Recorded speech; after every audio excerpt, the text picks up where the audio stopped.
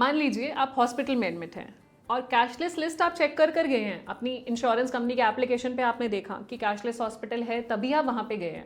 आपने सारे documents file कर दिए, आपने टीपीए डेस्क पे सब कुछ दे दिया और टीपीए डेस्क ने इंश्योरेंस कंपनी को सारे डॉक्यूमेंट्स दे दिए। अब आपके पास मैसेज आता है कि कैशलेस क्लेम गॉट रिजेक्टेड।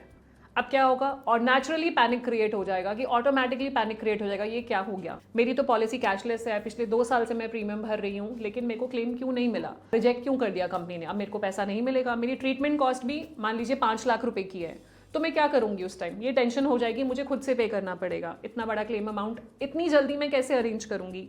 तो ये सब चीज़ें, क्योंकि मैं तो एज्यूम कर रही थी कि इंश्योरेंस कंपनी पे कर देगी, मुझे कुछ नहीं देना, मुझे सिर्फ हॉस्पिटल कैशलेस जाना है और बाकी इंश्योरेंस कंपनी का काम है। बट यहाँ तो बिल्कुल शॉक ही लग गया कि क्या हुआ।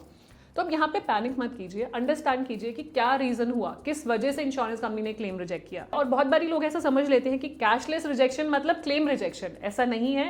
कैशलेस रिजेक्शन होने के बावजूद भी आपको आपका क्लेम मिल सकता है। जी हाँ, रिकंसिडरेशन भी होता है कैशलेस, और अगर कैशलेस में नहीं मिल रहा तो रीइंबर्समेंट भी मिलता है। बहुत बारी हमने बहुत सारे क्लेम कराए जो कैशलेस में नहीं हुए, रीइंबर्समेंट में मिले हैं। सो इसलिए होपलेस मत होइए, अपनी होप मत छोड़िए, आपको बिल्कुल क्लेम मिलेगा। सो अब हम इस वीडियो में बात करेंगे कि कैशलेस क्लेम्स रिजेक्ट क्यों होते हैं, क्या रीजन होते हैं कैशलेस रिजेक्शन के, और क्या चीजें आप कर सकते हैं जिससे cashless claim in the first place reject ही ना हो। आप रिकंसिडरेशन कैसे अप्लाई कर सकते हैं और कैशलेस क्लेम को रीइंबर्समेंट में कैसे अप्लाई कर सकते हैं अगर कैशलेस नहीं हो रहा अप्रूव एट ऑल। तो ये चारों चीजों के बारे में हम डिटेल में बात करेंगे, तो वीडियो के एंड तक बने रहिएगा। काफी यूजफुल वीडियो होने वाली है और काफी काम आएगी आपके। वीडियो शुरू करने से पहले क्विक रिमाइंडर, अगर अभी तक आपने हमारे चैनल को सब्सक्राइब नहीं किया कर लीजिए, so that you get the right information at the right time. चलते हैं वीडियो की तरफ, जहां बात करेंगे cashless rejection is not equal to claim rejection. तो पहले तो हम बात करेंगे कैशलेस रिजेक्शन होती क्यों है।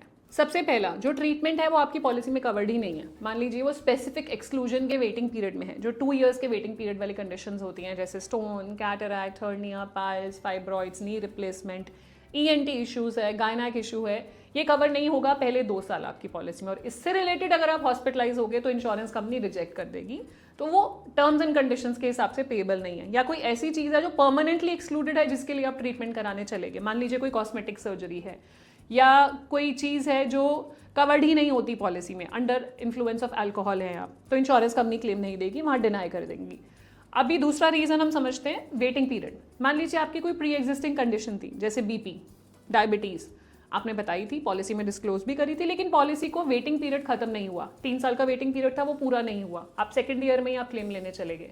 आपको याद नहीं था कि मैंने प्री एग्जिस्टिंग कंडीशन बताई है, लेकिन क्लेम का रीजन ब्लड प्रेशर था, क्लेम का रीजन डायबिटीज था, तो क्लेम नहीं देगी इंश्योरेंस कंपनी, कैशलेस डिनाई कर देगी। तीसरा रीजन कि डॉक्यूमेंट्स कंप्लीट नहीं आए हॉस्पिटल से, या इन्फॉर्मेशन मिसिंग है। जो हॉस्पिटल का टीपीए डेस्क है, उन्होंने इंश्योरेंस कंपनी को इन्फॉर्म करा अबाउट योर क्लेम, तो उन्होंने पूरे डॉक्यूमेंट नहीं दिए। मान लीजिए किस चीज का ट्रीटमेंट हो रहा है, डायग्नोसिस नहीं दिया, या कोई पेपर मिसिंग है, केवाईसी डॉक्यूमेंट्स क्लियर नहीं है, या प्रॉपर लाइन ऑफ ट्रीटमेंट नहीं बताया कि हम किस चीज के लिए ट्रीटमेंट करने वाले हैं, डॉक्टर का कंसल्टेशन नहीं लगाया, तो अगर आपके डॉक्यूमेंट्स मिसिंग होंगे तो भी कैशलेस क्लेम रिजेक्ट हो जाएगा। फोर्थ है पॉलिसी रिलेटेड इशू। आपके टीपीए डेस्क ने क्लेम डाला इंश्योरेंस कंपनी को और बैकएंड पे पता लगा आपकी पॉलिसी एक्टिव ही नहीं है। हो सकता है इंश्योरेंस कंपनी की साइड पे कोई ग्लिच हो, या आप प्रीमियम पे करना भूल गए हो, आपको भी ध्यान ना रहा हो। कई बार ऐसा होता है 2 पॉलिसीज हैं, बेस एंड टॉपअप। आपने टॉपअप रिन्यू कर ली, बेस एक्टिव नहीं है, आपको लगा आपने कर ली है, लेकिन जब हॉस्पिटलाइजेशन के टाइम पे गए तो वहां पता लगा मेरी पॉलिसी तो एक्टिव ही नहीं है, या कोई टेक्निकल इशू की वजह से वो इनएक्टिव पड़ी है, तो मुझे वो चेक कराना पड़ेगा एंड उसके हिसाब से फिर रीप्रोसेसिंग होगी। फिफ्थ रीजन है जहां पे ट्रीटमेंट मेडिकली नेसेसरी नहीं है। मतलब अगर डॉक्टर ने आपको अंडर ऑब्जर्वेशन रखा है और बोला है कि इमरजेंसी में है, चलिए एडमिट हो जाइए, आपके सारे टेस्ट कर लेते हैं, लेकिन कुछ डायग्नोज नहीं हुआ, कोई ट्रीटमेंट नहीं हुआ, कोई लाइन ऑफ ट्रीटमेंट नहीं है, तो उसको बोलते हैं मेडिकली नेसेसरी हॉस्पिटलाइजेशन नहीं है वो। अगर वो नहीं होगी तो कैशलेस रिजेक्ट हो जाएगा। सिक्स्थ रीजन है कि आपका सम इंश्योर्ड एग्जॉस्ट हो गया, आपकी जितनी भी लिमिट थी सम इंश्योर्ड की वो खत्म हो चुकी है, तो कैशलेस कंपनी नहीं देगी। तो ये कुछ रीजंस होते हैं कैशलेस ना मिलने के। अब इसको काउंटर कैसे किया जाएगा, 1 बाय 1 समझते हैं। सो पहला, स्पेसिफिक इलनेस वेटिंग पीरियड है, उसमें आप कुछ कर नहीं सकते, बिकॉज वो 2 इयर्स का वेटिंग पीरियड था। अगर आपने 2 इयर्स सर्व नहीं करे तो आप उसको रीप्रोसेसिंग या रिकंसिडरेशन की रिक्वेस्ट नहीं दे सकते। फॉर एग्जाम्पल, किसी का ACL टीयर हुआ, सर्जरी हुई, लिगामेंट टीयर है और सर्जरी के लिए डॉक्टर ने रिकमेंड करा। अब वो नेचुरल तरीके से स्पोर्ट्स खेलते थे, सर्जरी है, नहीं मिलेगा कवर। अब वो गिर गए, उसकी वजह से वो हुआ, तो एक्सीडेंट की वजह से है तो कवर हो जाएगा।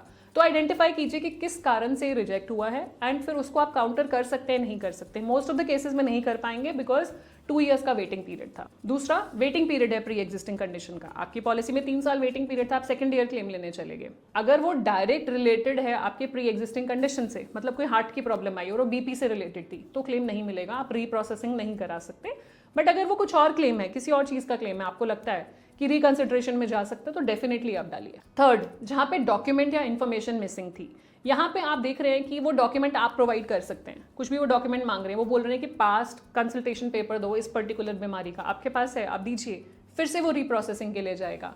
वो बोल रहे हैं कि आपके केवाईसी डॉक्यूमेंट्स क्लियर नहीं है, तो दीजिए, फिर से जाएगा रीप्रोसेसिंग के लिए।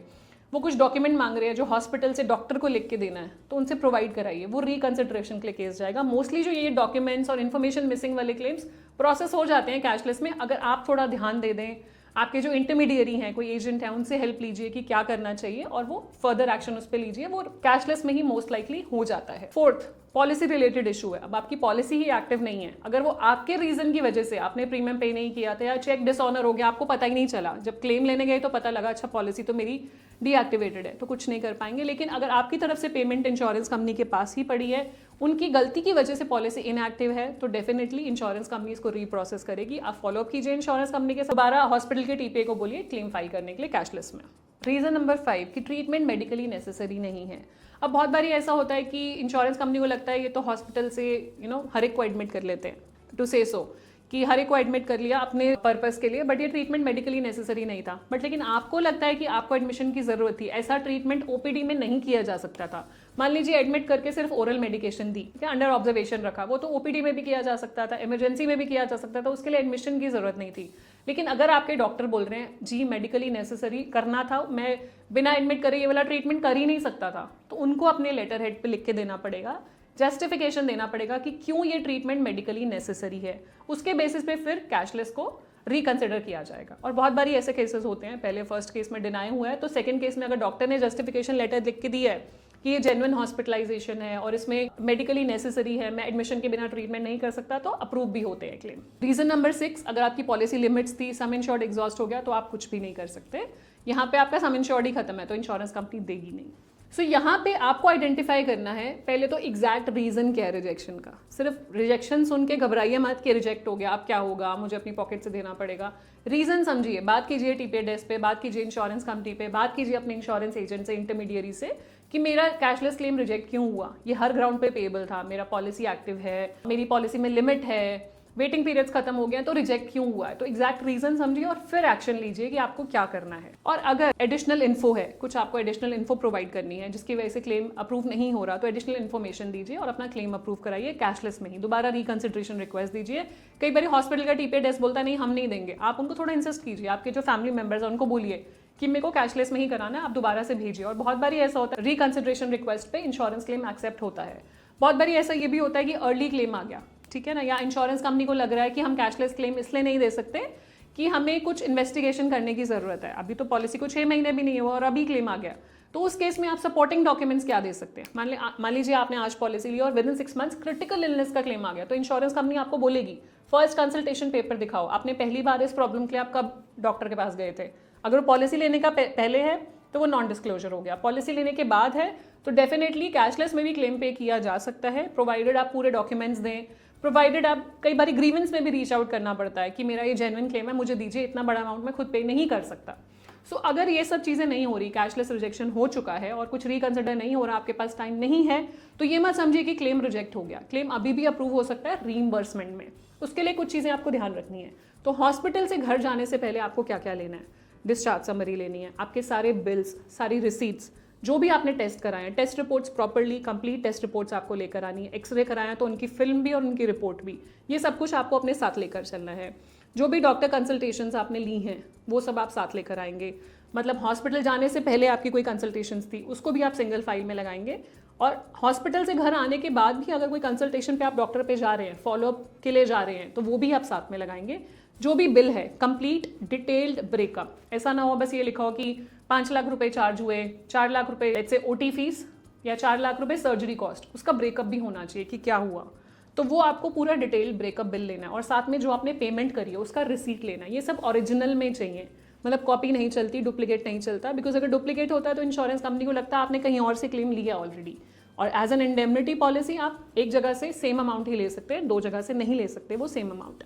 तो रिसीट्स, बिल्स, ये सब डॉक्यूमेंट आपको प्रॉपरली कलेक्ट करने हैं इंश्योरेंस कंपनी से, और आपके पास 30 डेज का टाइम होता है इंश्योरेंस कंपनी पे क्लेम फाइल करने के लिए। इनफैक्ट बहुत सारी इंश्योरेंस कंपनीज की तो हमने वीडियोस भी बनाई हैं कि कैसे आप ऑनलाइन खुद क्लेम फाइल कर सकते हैं, जहाँ पे आप उनकी एप्लीकेशन पे जाके, रिस्पेक्टिव इंश्योरेंस कंपनी की एप्लीकेशन पे जाके डॉक्यूमेंट्स अपलोड कर सकते हैं और अपना क्लेम फाइल कर सकते हैं। सो जनरली क्लेम फॉर्म की ज़रूरत नहीं पड़ती है, बट डिपेंड करता है कंपनी टू कंपनी। तो ये सब डॉक्यूमेंट्स लेकर आप घर आएंगे एंड फिर उसके बाद आराम से तसल्ली से क्लेम फाइल करेंगे। एक बार ही आपका मेन क्लेम अप्रूव हो जाएगा, मतलब प्रॉपर रीजनिंग के साथ फाइल कीजिए सो दैट वो डिक्लाइन होने के चांस ना हो। और मैं आपको ये बताती हूँ, जो कैशलेस क्लेम रिजेक्ट होते हैं 80% of them are accepted in reimbursement.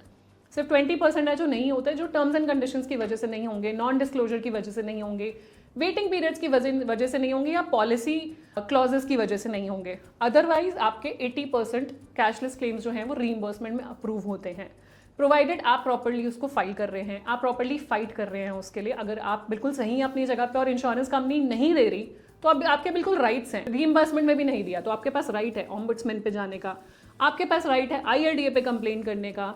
तो ये सब यहाँ पोर्टल्स पे आपको क्लेम मिलता है। बहुत बार ऐसा हुआ है, नहीं दिया इंश्योरेंस कंपनी लेकिन पोर्टल्स के थ्रू आप गए तो क्लेम मिल गया।